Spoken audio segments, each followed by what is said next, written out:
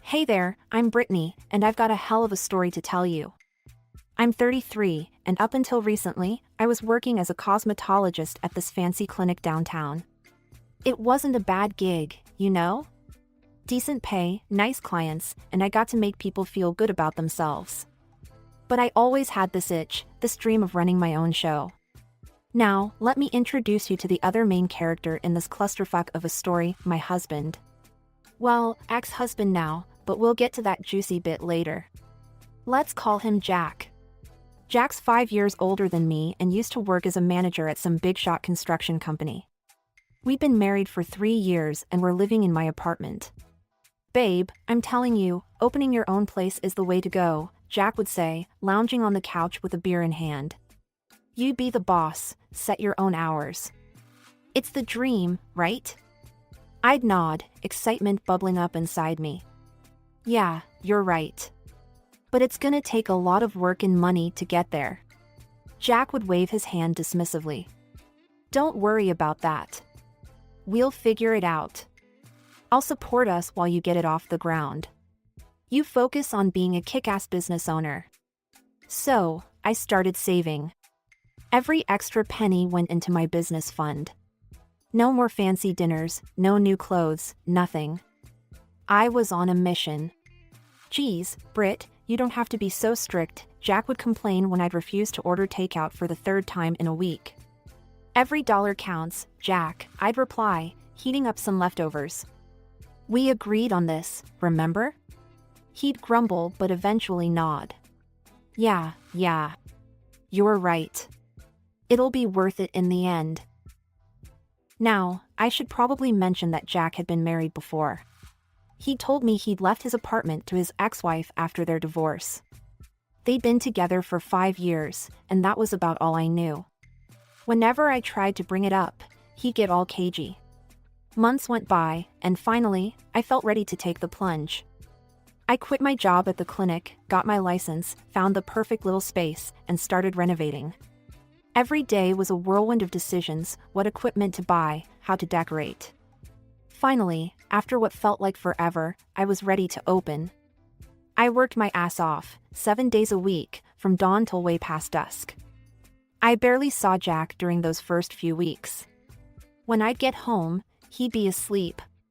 When I left in the morning, he was still snoring away. One day, I was in the middle of a facial when my phone started buzzing like crazy. I ignored it at first, I'm a professional, after all. But when it wouldn't stop, I started to worry.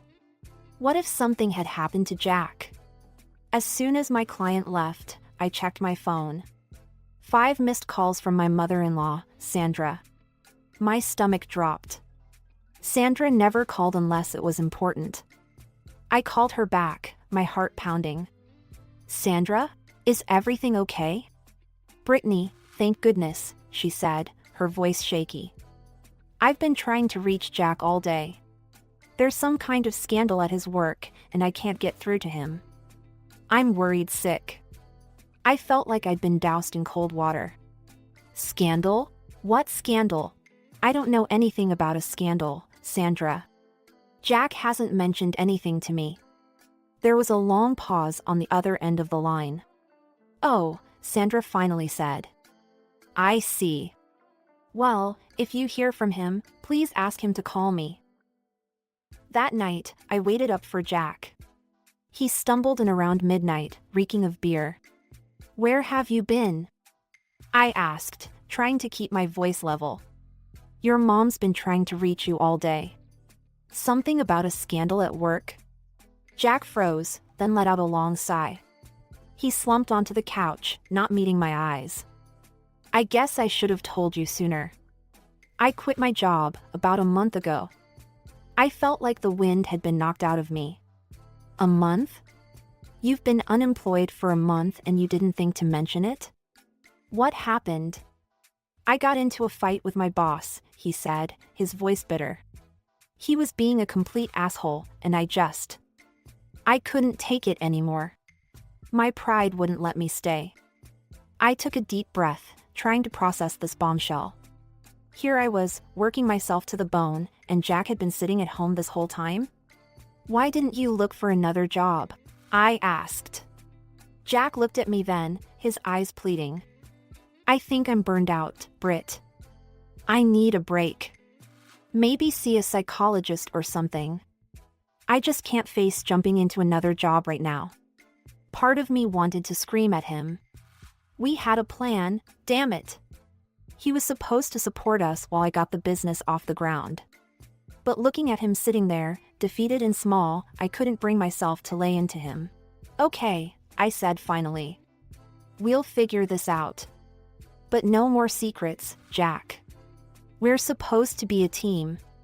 He nodded, relief washing over his face. I'm sorry, Brit. I promise, no more secrets. Little did I know, that was just the first of many promises he'd break. The next few weeks were tough. I started picking up extra shifts at my old clinic, working mornings at my office and afternoons at the clinic.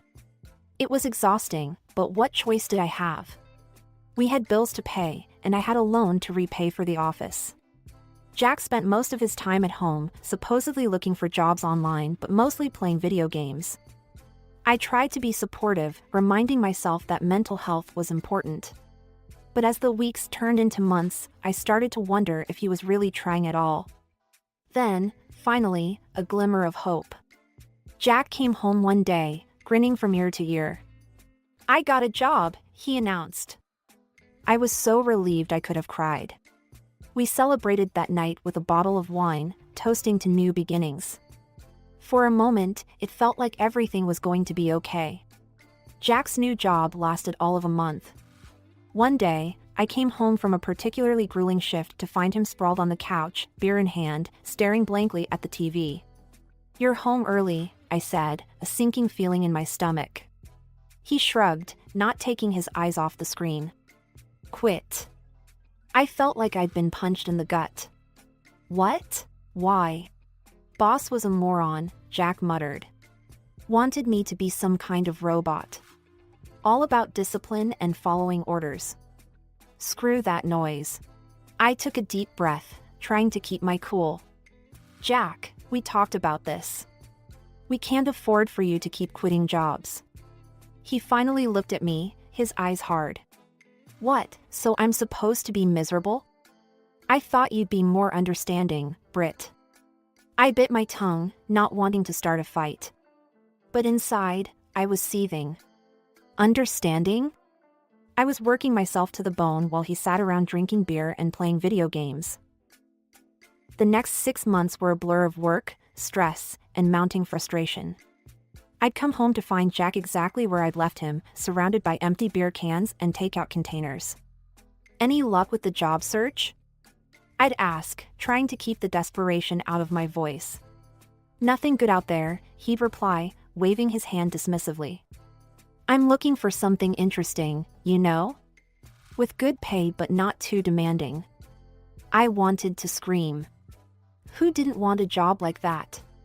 But those jobs didn't just fall into your lap. You had to work for them.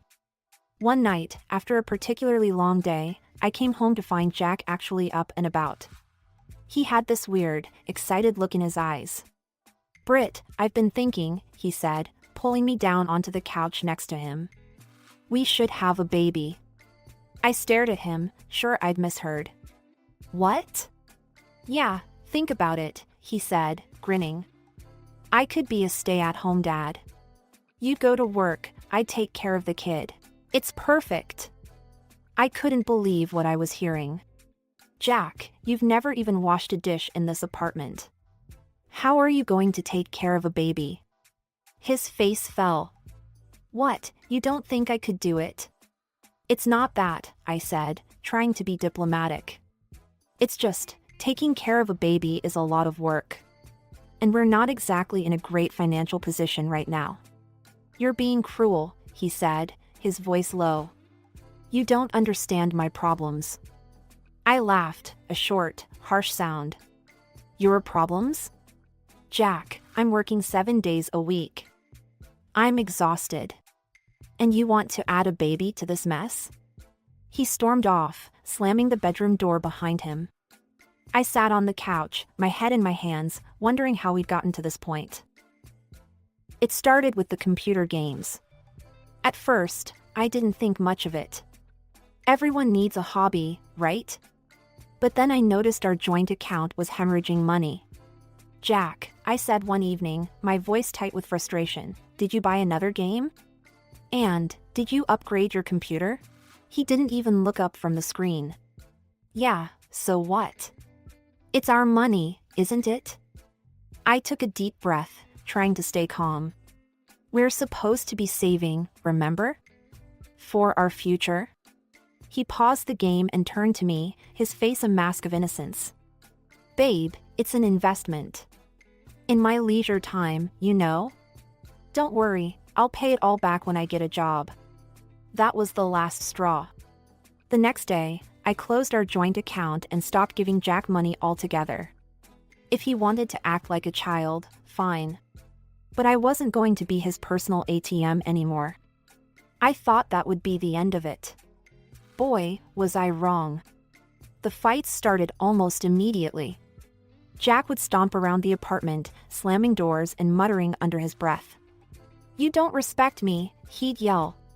"You're trying to control me." I tried to reason with him. "Jack, I'm just trying to keep us afloat. We can't keep spending money we don't have." He stormed off, leaving me standing in the kitchen, wondering how we'd gotten to this point.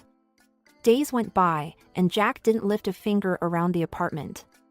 Dishes piled up in the sink, laundry overflowed the hamper, and takeout containers littered every surface. I was working myself to the bone, and he couldn't even be bothered to run a vacuum. Then came the day that changed everything. I came home early from work, a migraine pounding behind my eyes. As I approached our apartment door, I heard Jack's voice drifting through the open window. "Yeah, Mom, I need a new suit for this great new job," he was saying. "Could you spot me some cash? I'll pay you back as soon as I get my first paycheck." I froze, my hand on the doorknob. "New job? What new job?" I burst into the apartment, startling Jack so badly he dropped his phone. "What new job, Jack?" I demanded. He stammered, trying to come up with a lie on the spot. But I'd caught him red-handed. "You were going to take money from your parents? For a job that doesn't exist?" I was shaking with anger. I was going to tell you," he mumbled. "Tell me what? That you're a liar? That you'd rather scam your own parents than get off your ass and find a real job?" The fight that followed was epic. We screamed, we cried, we said things we couldn't take back. In the end, Jack grabbed a bag and stormed out, saying he was going to stay with his parents for a while. As the door slammed behind him, I sank to the floor, my head in my hands. I was successful, I was driven, I had my own business. And yet here I was, married to a man who seemed determined to drag us both down. The days after Jack stormed out were weird. I kept expecting him to come crawling back, full of apologies and promises to do better. But as one day turned into 2, then 3, then a week, there was nothing. No calls, no texts, not even a lousy email. Part of me was relieved. The apartment was peaceful for once. No more walking on eggshells, no more cleaning up after a grown man who acted like a teenager. But another part of me was worried. What if something had happened to him? Just when I was starting to consider calling his parents, my phone rang. Jack's name flashed on the screen. I answered, my heart pounding.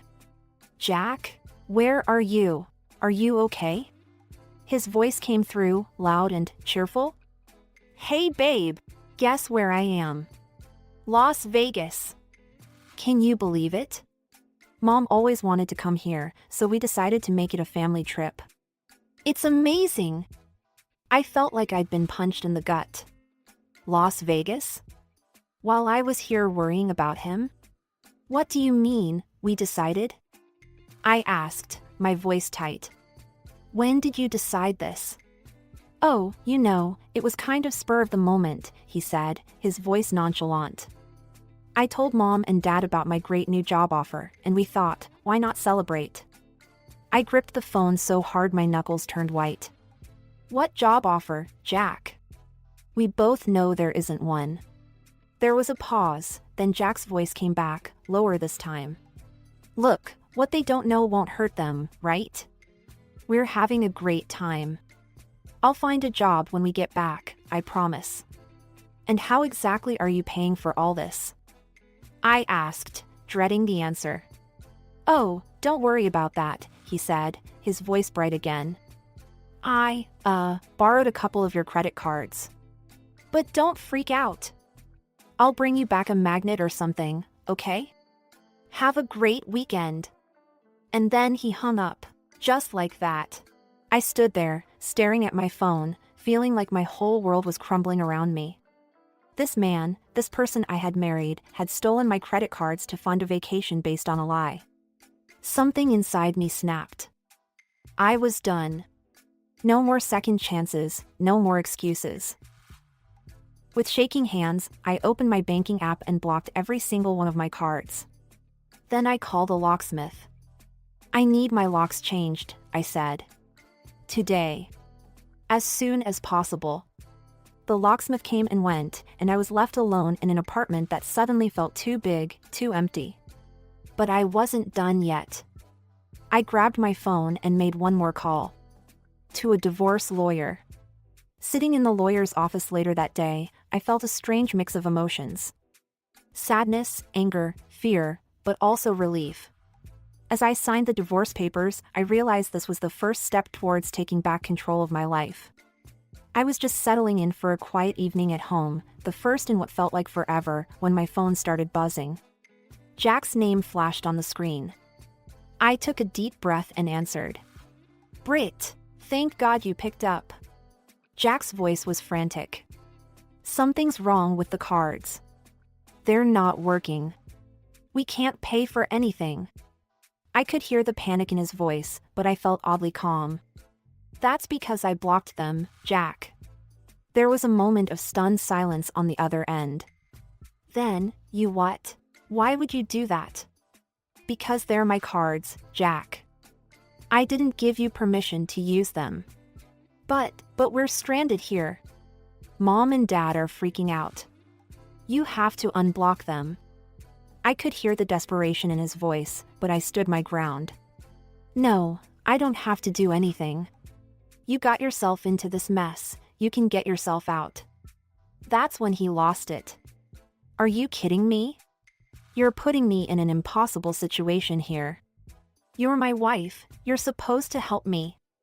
Unblock the cards right now, or I swear to God, I'll divorce you. I burst out laughing then, a full belly laugh that felt like it was coming from someplace deep inside me that had been locked away for too long. Oh, Jack, I said, once I could speak again. You're a little late for that threat. And I hung up. The next day, I rented a storage unit and packed up all of Jack's things. Every shirt, every game console, every little knick-knack that reminded me of him, it all went into boxes and then into storage. I knew Jack would be coming home soon, probably expecting to waltz right back into our apartment like nothing had happened. Well, he was in for a surprise. Sure enough, a few days later, my phone rang again. Jack's voice was a mix of confusion and anger. Brit, what the hell? I can't get into the apartment. Did you change the locks? Yes, I did, I said calmly. Your things are in a storage unit. I'll text you the address and unit number. My things? What are you talking about? Let me in, Brit. This isn't funny. I took a deep breath. This was it. I'm not joking, Jack. I've filed for divorce. The papers should be arriving at your parents' house any day now. There was a long silence. Then, divorce? Brit, come on. You can't be serious. We can work this out. Let's start over, okay? I'll do better, I promise. It's over, Jack, I said firmly. I've made my decision. Please don't contact me again except through my lawyer. I hung up and blocked his number. As I sat there in my quiet apartment, I felt a strange mix of emotions. Sadness for what could have been. anger at all the lies and betrayal. But mostly, I felt relief. For the first time in a long time, I felt like I could breathe. A few days after I'd blocked Jack's number, my phone rang with an unfamiliar number. I almost didn't answer, thinking it might be Jack trying to reach me from another phone. But something made me pick up. "Hello?" I said cautiously. "Britney?" "It's Sandra, Jack's mother." My stomach clenched. Here it comes, I thought. The angry tirade about ruining their family vacation, about being a terrible wife, about not standing by my man. "Sandra," I said, trying to keep my voice neutral. "I'm sorry about what happened in Las Vegas." But she cut me off. "No, Britney. I'm the one who should be apologizing. I'm so disappointed in Jack. I thought he had changed." "What do you mean?" I asked, my curiosity piqued. There was a long sigh on the other end of the line. "Britney, there's something you should know. Jack's first marriage, it didn't end because they grew apart, like he told you. His ex-wife left him because of his irresponsibility. His lying, his inability to hold down a job, his stealing. I felt like I'd been punched in the gut. He never told me." "I know," Sandra said softly. We hoped that living with you, seeing how hardworking and responsible you are, it would inspire him to change. To grow up." Her voice trailed off, and I could hear the pain in it. I felt a surge of sympathy for her. She'd been duped just as much as I had. "Sandra, I'm so sorry," I said. "I had no idea." "No, Britney. I'm sorry," she said firmly. "I'm sorry we didn't tell you the whole truth from the beginning.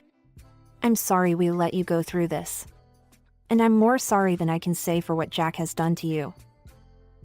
I felt tears welling up in my eyes. "Thank you," I whispered. "I want you to know," Sandra continued, "that when we found out the truth, how he'd been lying to you for months, how he stole your credit cards, how he'd been deceiving us about having a job, we kicked him out. He's not welcome in our home right now."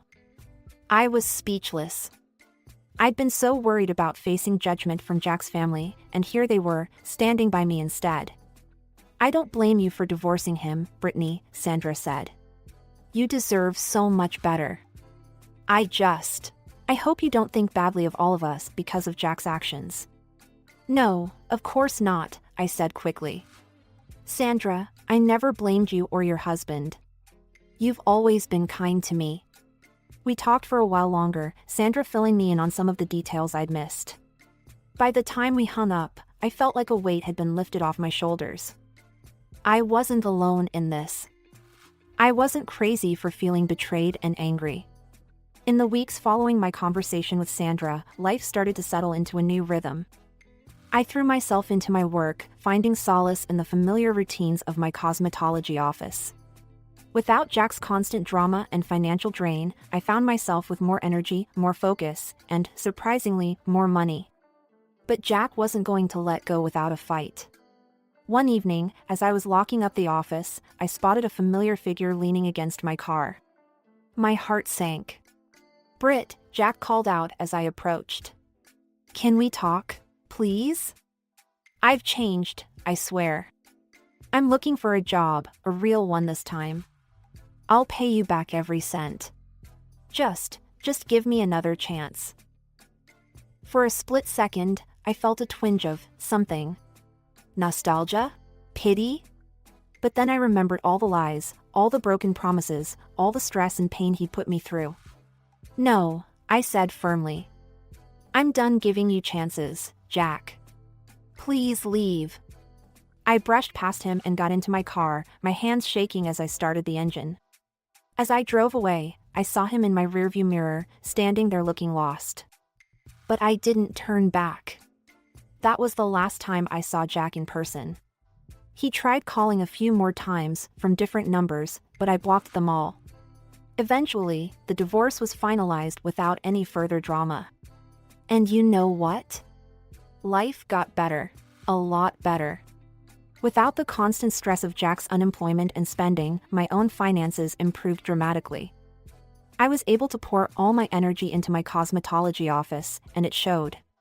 My client list grew, word of mouth spread, and soon I was busier than I'd ever been. I made the decision to leave my part-time job at the clinic and focus solely on my own business. It was scary at first, but it turned out to be the best decision I could have made.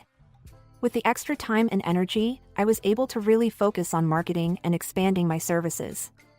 I hired 2 more cosmetologists to help with the increased workload, and suddenly, I wasn't just a cosmetologist, I was a boss. The loan I'd taken out to start the business paid off, ahead of schedule. The constant worry about making ends meet? Gone. For the first time in years, I felt financially secure. But it wasn't just about the money. I started allowing myself little luxuries, weekend trips, nice dinners out, those shoes I'd been eyeing for months. Things I'd always denied myself before, thinking we needed to save every penny for some nebulous future that never seemed to arrive. Now, as I sit in my expanded office, looking at the plans for our new treatment room, I can't help but marvel at how much has changed. I'm not just surviving anymore, I'm thriving. And I did it all on my own. Don't get me wrong, it wasn't always easy. There were nights when I missed having someone to come home to, someone to share my successes with. But those moments became fewer and farther between as I built a life I truly loved. Looking back, I realized that ending my marriage to Jack wasn't the end of my story, it was the beginning. It was the moment I chose myself, my dreams, my future. And you know what? I'd make that choice again in a heartbeat.